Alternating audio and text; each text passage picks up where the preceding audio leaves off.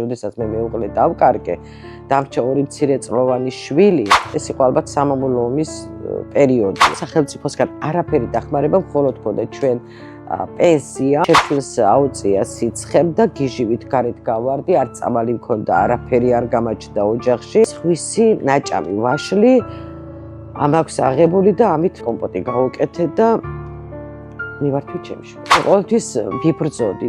ოღონდ მე ყოფილიყავი ჩემი შვილების გვერდით. ძალიან კარგად გამიმართლა ბიზნესში. ჩემი შვილი ძალიან ცუდი რამ შეემთხვა. ნარკოტიკებში წავიდა ჩემი შვილი. ეს იყო ჩემთვის სიკვდილი. რამოდენიმე საათი ვტიროდი. წამოვდექი უცებ.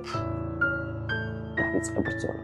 2 წელიწად ნახევარში ეს ჩვენ დავამარცხეთ. 5 წელი გახდება რამოდენიმე დღეში რომ ჩემი შვილი არის ფხიზელი, გახსნა სარეაბილიტაციო ცენტრი. ჩემი შვილების გვერდით ვარ. მე მიხარია ცხოვრება. მინდა რომ ბოლომდე კარგად ვიყო. ეხლა მინდა რომ მე ჯანმრთელად ვიყო.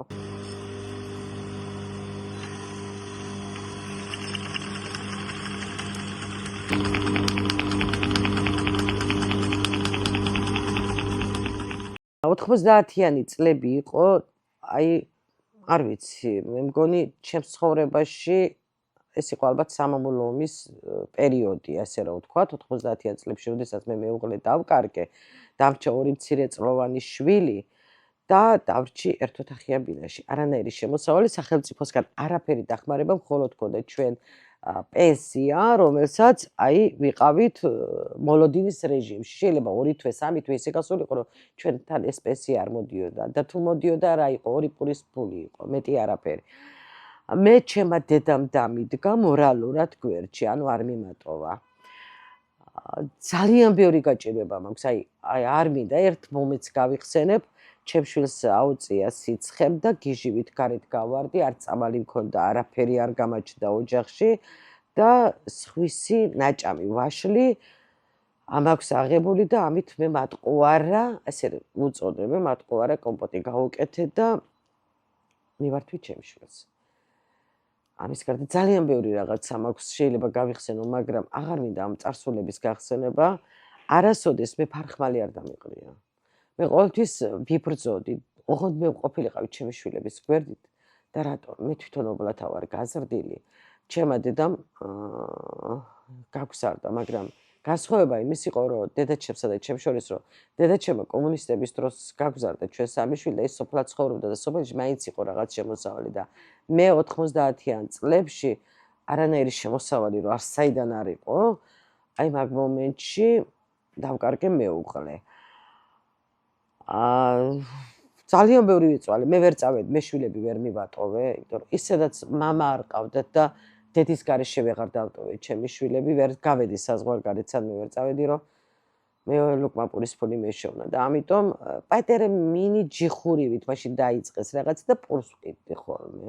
20-30 საათ პულს ვყიდდი დღეში და მე ის ჩემთვის იყო ძალიან დიდი შემოსავალი, ესე რომ ვთქვათ, ანუ ყოველდღიური პულის ფული გამაჩნდა. ჩემი ბინის ქვეშ ვიდექი ესე და ვყიდდი. შემდეგ ისე მოხდა, რომ უკვე რომ ჩემი შვილი ბიჭი რომ გაიზარდა, უკვე სადღაც მერვე მეცხრე კლასში რომ იყო, უკვე უფრო მოთხოვნილება გაიზარდა, იმიტომ რომ რეპეტიტორები დაჭირდა ჩემს შვილებს. ამის გულისთვის უკვე გადავდგინდა ბიჭი და ჩემს შვილთან ერთად მე დავიწყე ბიზნესი. პირველად წავედით თურქეთში. ძალიან მცირეოდენი თანხით, ეს თანხა რომ მე ვთქვა, შეიძლება ვიღაცას გაეცინოს ან გაუკვირდეთ, მაგ თანხით სად. მაგრამ ჩვენ ამ ძალიან მცირეოდენი თანხით, რაც გავაკეთეთ მობილიზაცია, იმით დავიწყეთ ჩვენ ბიზნესი.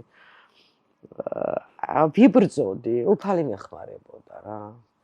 მე არასოდეს ჩემი უფალი არ დამივიწყებოდა და მე ვიცი რომ უფალი დღესაც მე პატრონობს და მფარველობს.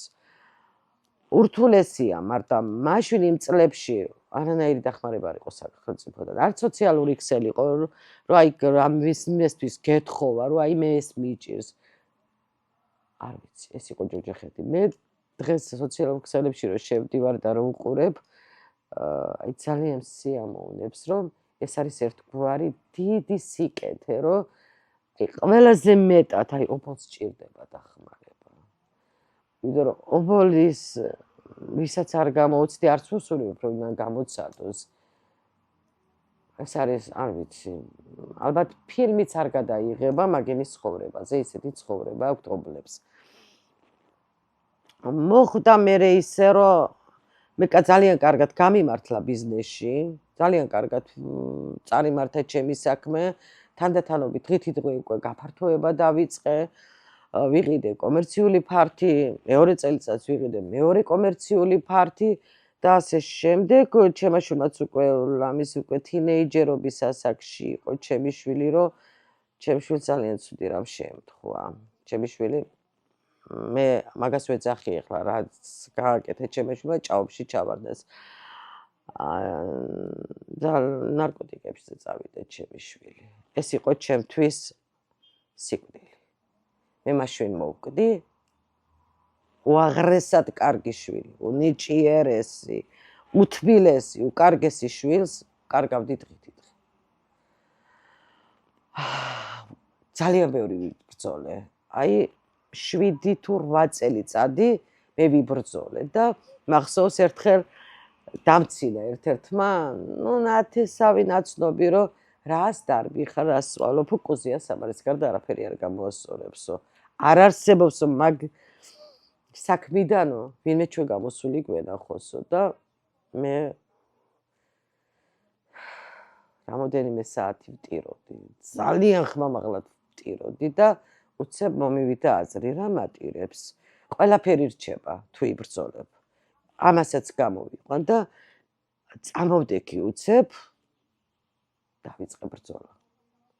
2 წელიწად ნახევარში ჩვენ ეს მე დაავადებას ვეძახი, ეს ჩვენ დავამარცხეთ. ჩემი შვილი დღეს არის ფხიზელი, 5 წელი გახდება რამოდენიმე დღეში, რომ ჩემი შვილი არის ფხიზელი და მან თვითონ გახსნა სარეაბილიტაციო ცენტრი. მე ვარ ყველაზე ბედნიერი დედა, რომ ეს სცენით დავამარცხე.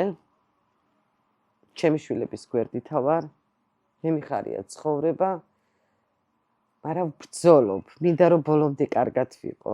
ეხლა მინდა რომ მე ჯანმრთელად ვიყო. აღარ მინდა წარსულზე საუბარი. მე როდესაც გავიკებ, რომ აი ვინმე ახალგაზრდა დამკვრივდა, ძალიან მტკივა გული, მეცოდებიან, აი ეს ბავშვები მეცოდება, ის მიცვალებულიც კი მეცოდება, მაგრამ მაპატიოს უფალმა და აი ეს ქალი მეცოდება, რომ იმას რა აქვს გასავლელი მე ვიცი. მაგრამ არაფერი ისეთი არ არის, თუ კი ვიბრძოლებთ, ჩვენ ყველაფერი გამოგვივა. მარტოხელა დედები არიან ძალიან მაგრები, უფალი მათ უდგათ გვერდზე და თუ კი ფარხმალს არ დაყრი ცხოვრებაში, ყველაფერი გამოგივა.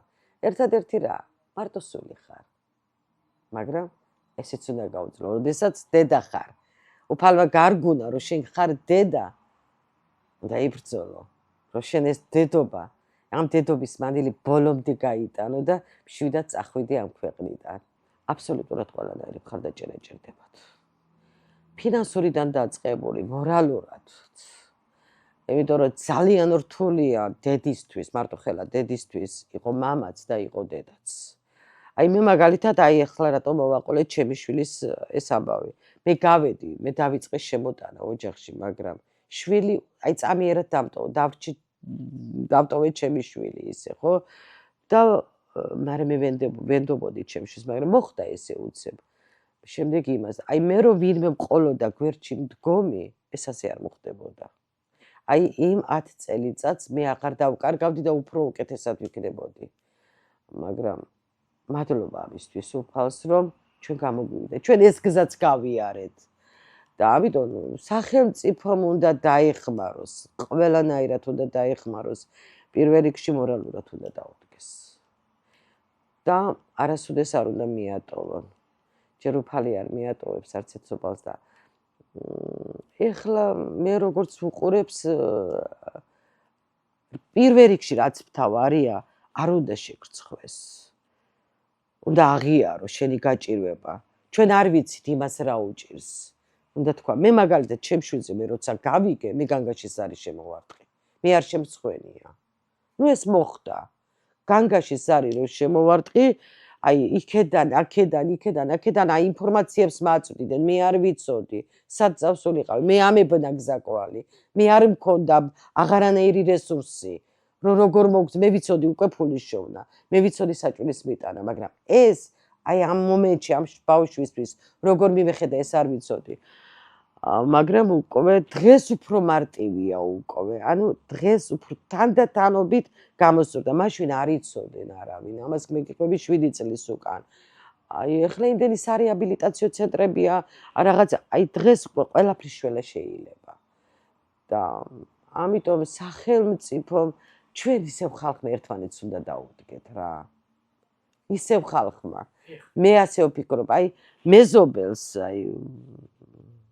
მეზობელმა უნდა გადაკარჩიოს მოდი ნუ ღარ მე ნათესავსაც ყველას უკვე რაღაცაები ჩვენ საზოგადოებამ უნდა დაუდგეთ ყველამ გვერდში